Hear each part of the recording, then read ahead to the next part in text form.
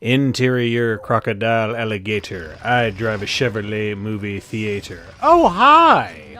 So, anyway, we're going into... I'm not even paying attention. What is this? Mercedes, Conqueror, Lilias, and Senya? Just a bunch of annoying shit. Yeah, that's kind of what it looks like to me. So I attempt to try some Politis shit because I recently re-geared her to be like more tanky and to do more like effectiveness-based like harassment. However, this might come as a shock to you all, but my gear is profoundly shit. So we don't really even have any speed, so we're not turn cycling. But one thing I'll tell you right now, just from looking at this team in general, I'm not losing.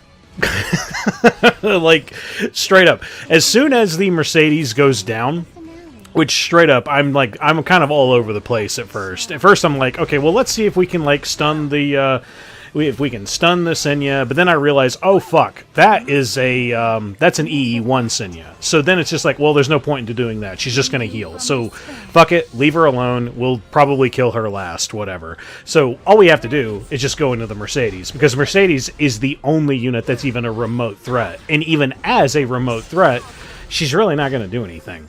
Also, try to pay attention to the fight as well, by the way, and see just how many stun procs we managed to get on Politis.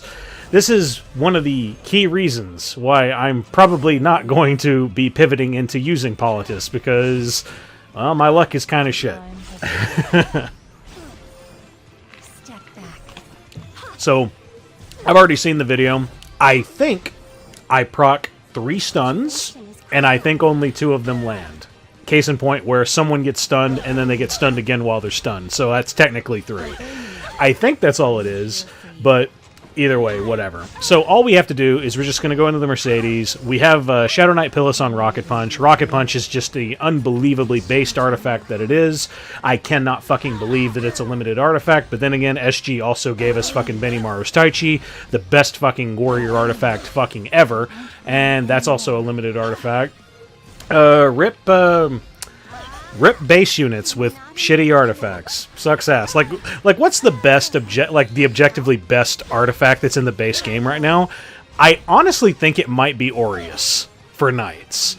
But then again, I mean, like, I'm tired. I can't really think too well right now. So, hey, it is what it is. So, I know I'm not really commenting much here, because, honest to God, there's not much to talk about. In fact, I take this very match that I'm doing, because I realize, oh fuck, I made a mistake. This team is going to be slow as fuck. And eventually, just a few turns into this, I'm going to turn on auto, and I'm just going to, like, let the game play itself. Because, straight up, like, they've lost their DPS, and Mercedes could not even break through my wall. Like, Politis took no damage, Roana healed through all the damage, and we have constant death buffs just forever. There's nothing that this team can do. The worst thing that could happen is if I came into this like a complete brainlet and had no damage whatsoever, and I'm not able to out-DPS the heals that the Senya is going to do. So right here is where I decide, okay, fuck this. Let's go 400 times speed. And let's just kind of zoom through. So, to those of you who have keen eyes, take a good look and see how many times Politis actually managed to get a stun. Like I said, I counted 3, 2 of which land. At least that's what I think happens. So, all I'm doing here, just going into Senya, get that kill. Now all we have left is Conqueror Lilias, and as you all know, whenever Conqueror Lilias is left, and she's the only one there, if you actually still have a team, or like you're not 1v1ing her or something like that, you can always win against a Conqueror Lilias. That's just how it is. Hey, at the very least, at least we don't hit 100 turns for a draw. That's when I know I fucked up. But either way, let's move on to the next fight, where things go a little bit faster. So, this is a Lua, Edward Elric, and a Apocalypse Ravi. So then I just say, hey, you know what? Fuck you and your Lua too. So let's go ahead and throw Benimaru in there. Just hope for a chance at a death break on the Apocalypse Ravi. We land it. And let's just go flick a nuke at him. Do you guys think she dies? Correct. Now, there is another thing as well, because I have Yulha here specifically to tank the Edward Elric. Now, this is just like my own lack of experience with Yulha. I could have just killed the Edward Elric or the Lua right now. Because then that happens. Thankfully, I'm thick enough that even though I had a death break on me, I still didn't get killed. And with that said, yeah, the match is over. Edward has no health, and I can just S3 with Yulha, completely heal all the way back up to full, which, the big thing you have to remember about Yulha's S3, she only gains the heal if you kill. It's pretty easy to forget that, because whenever we used Yulha back in the day to, like, you know, bait Huoyungs, because Huoyung was an incredibly fair and balanced unit, literally the only way to fight her back in the day was with speed or with Yulha, and we didn't have Yulha for 3 fucking months. Good stuff, Smilegate. Very, very happy about that. Oh, hey, cool, the match is over, and Yulha's calling me incompetent. God damn it, Lua, stop. Now, on to the next fight, which I just go in this with some typical Dark Corvus shit, because, like, right here we have Zeo, we have Savior Adin, and we have Senya. You know, a whole bunch of annoying shit. So, what's the one unit that can just completely farm all 3 of those fucking units? Well, that would be Dark Corvus.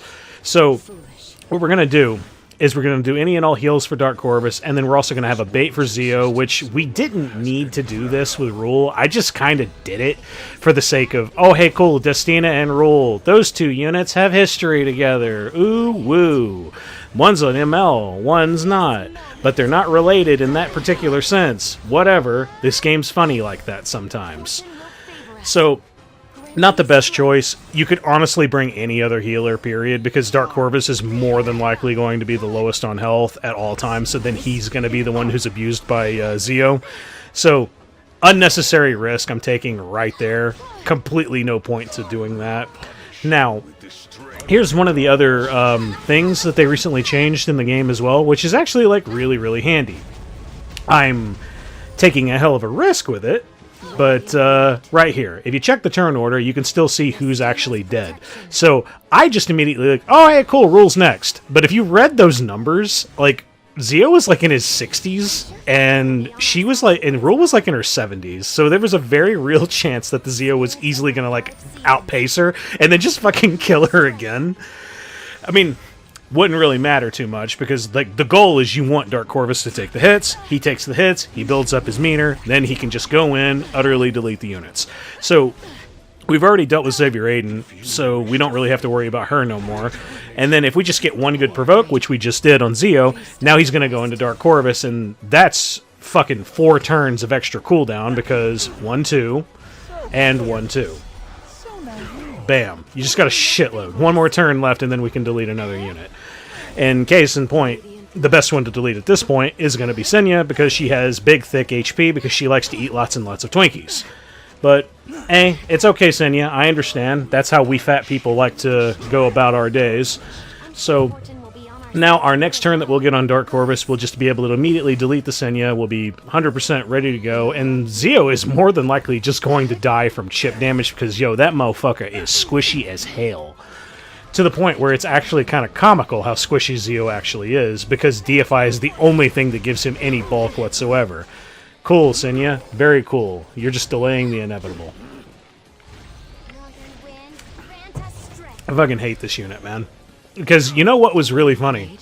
Was when we had broken-ass Huoyung way back in the day, Huoyung just completely didn't even allow Senya to exist because her damage formulas were so fucking broken. She could one-tap a Senya at any point. Now, not so much. Well, I guess unless you're rocking a triple torrent set, which I'm still working on, by the way. Game's being really, really stupid about it.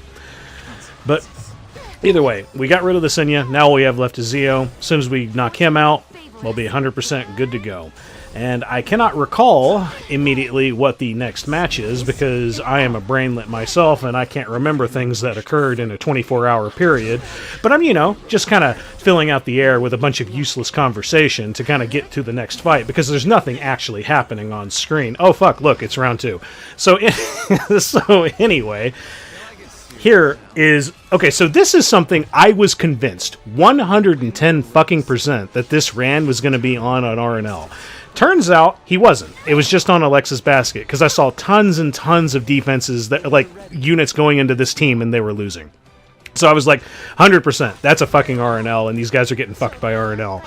Turns out they were probably getting fucked by Alexa's basket somehow. So if I wanted to, I very well could have fought this team with Krau, Sinful Angelica, and Zahhak, but because that's Alexa's basket, there's a chance. There is a real possible chance that his, like, Rand's opening move might have actually killed my my Sinful Angelica.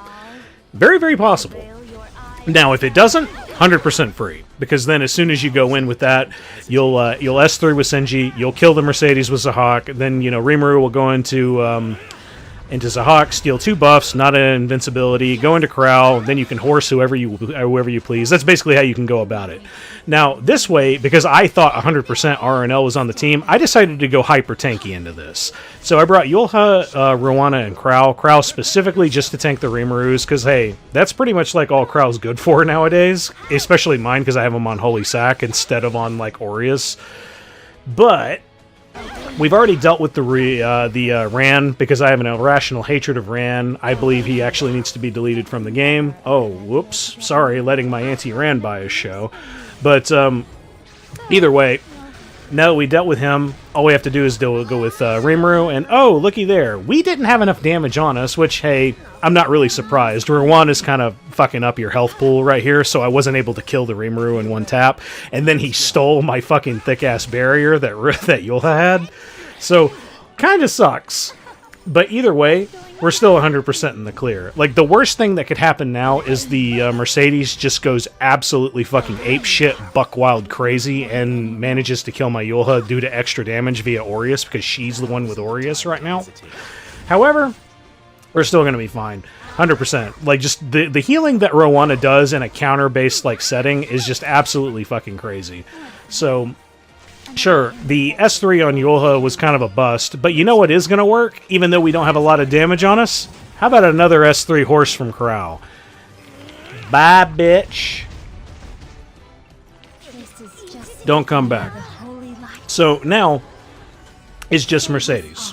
So with Mercedes against these 3, like, absolute fucking brick shithouse units, she ain't gonna break through this. It's just not gonna happen. Now, like I said, the worst thing that could happen is, like, magic for friends, just excessive counterattacks, all going into Yulha, and possibly you'll lose Yulha. However, I also have, like, revive on her. It's all gonna work out. And now, also showcasing just, like, how little I play Yulha, my final play in here, I actually forgot what her soul burn is. So whenever her S3 comes back, I forgot what it did. It just gives you an extra turn. That's all it does. So I'm primed and ready to kill on Yulha, and I'm also primed and ready to kill on Krau, because, like, hey, Mercedes is super low on health. Krau doesn't need an excessive amount of damage on him to do damage. Like, right here, he's only lost, like, 4,000 health. And he still does about 4,000 health. So you can kind of look at that as, like, your go-to for how much damage you're going to deal. It's super, super handy. And then right here, like, Yulha, I still don't quite know her damage threshold numbers, like, all too well off the top of my head. God damn it, Yulha, stop calling me incompetent. I may not know these numbers off the top of my head, but you don't have to call me incompetent. It's me. That's mean. But either way. So on to this next fight. Yeah, we used Dark Corvus once. We're going to use Dark Corvus again. However, like, this particular matchup right here, Dark Corvus, Destina, and Iseria, this is actually a 100% perfect counter to this team. And I'll explain why. So Iseria is going to go in for a reset on Dark Corvus. That gives you the monster damage. So here's what you do. You S3 into ae-KARINA. Now, what this does, this gives her unbuffable and defense break. This ae-KARINA can do literally nothing now. And also because of that, we didn't proc Magic for Friends, so we didn't lose a unit. The only one who we would use would be Iseria. Now, you just go into the Mercedes with Dark Devil's Descent, bam, dead. So now you don't have to worry about Mercedes because they decided, you know, buff Dark Corvus, let's give him Extinction too. He's not good enough. Fuck it. And now we just get to see the damage that ae-KARINA is going to do. Hint, hint. It's next to fucking nothing. Still kind of something, but still could have been a lot worse if she had death buff. Could have been a hell of a lot worse. But either way, that's how this works out. And then the next 2 turns that I'm going to get on Dark Corvus, we'll be able to just smash in, go through. And then Iseria is also going to have her cooldowns up and going, because as soon as you get her S2 back, then you just use that again on Dark Corvus, and then Shazam. You'll have 3 Devil's Descents well before you're even at, like, turn 80. I was like, straight up, we've already killed one unit. We have another Devil's Descent. We're on like turn 87 right now. So, hey, all I need is my one chance to go through, which thankfully that pushed him back. Then we can go ahead and cleanse with Destina, bring him back up, and then we can go ahead and delete a unit of our choice. Highly recommend ae-KARINA because she's kind of a bitch. And Shazam! Dead deado. And now, once again, all you have left is Conqueror Lilias, but we don't have to actually edit the video down. The reason why is because Iseria's turn is right around the corner. One more turn from her, then you can use S2 again on Dark Corvus, and Shazam, you can just delete the Conqueror Lilias. Which is really funny, because all Dark Corvus needs is 4 more turns of hits, which he could easily get from a Conqueror Lilias, because she's only going to go into him. So, it doesn't work. It doesn't matter. As you command. Either way, all you gotta do is just wait for the end. So grab your drink of choice, have yourself a little sippy poo, or grab your vape or whatever it is that you do. And we get to enjoy Conqueror Lilias going bye-bye.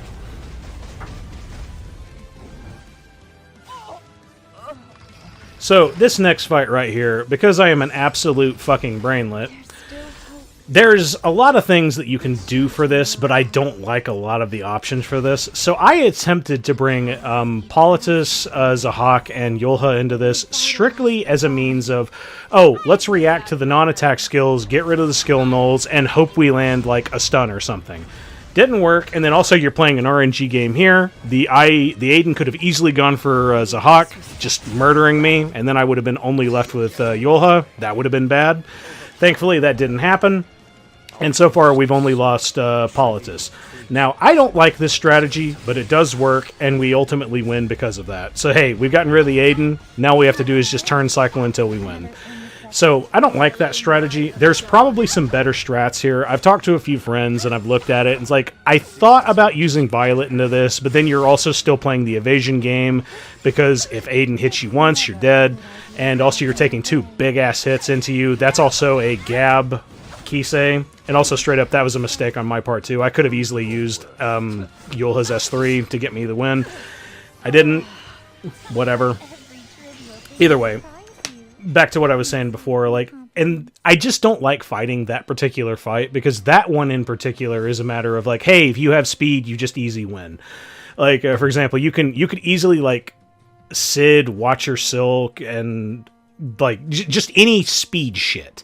You will absolutely destroy that fucking team. However, like, I just have no confidence in my actual speed. I just don't have any. So I'm trying to find, like, a good method of dealing with that as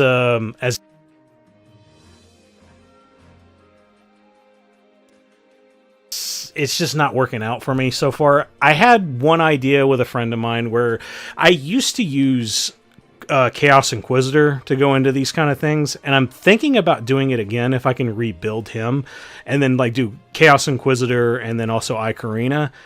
But then it's like, then you also need a unit for like Savior Adin. Because this one in particular, the Savior Adin was actually faster than the Kise. That is very rare. You normally see it the other way around. But yeah, that's where like I'm kind of struggling to figure out that particular team, unless if you don't want to go full RNG on it, which I went like half RNG on it. If I wanted to, I could just go straight up full fucking evasion, and I don't think that's a really good idea. But I don't know. I'm still thinking about it, trying to figure out stuff to do. There's also Spec Tenny because she's not going to be hit, but then she's also going to get hit by the AoE from Kise. Either way, yeah, that team right there is a fucking doozy. It's really, really hard for turn 2. But either way, hey, if you like this video and all of my random as fuck rambling, please leave a like. If you want to see more of my content, go on ahead and hit subscribe. Thanks. Have a good one. Later.